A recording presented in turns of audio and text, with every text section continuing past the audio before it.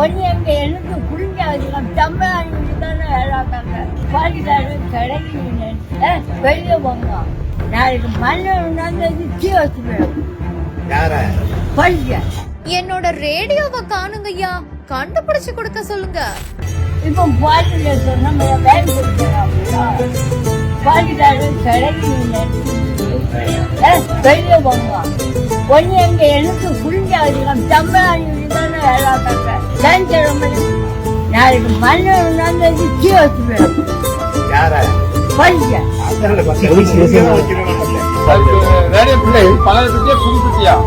என்ன பாட்டு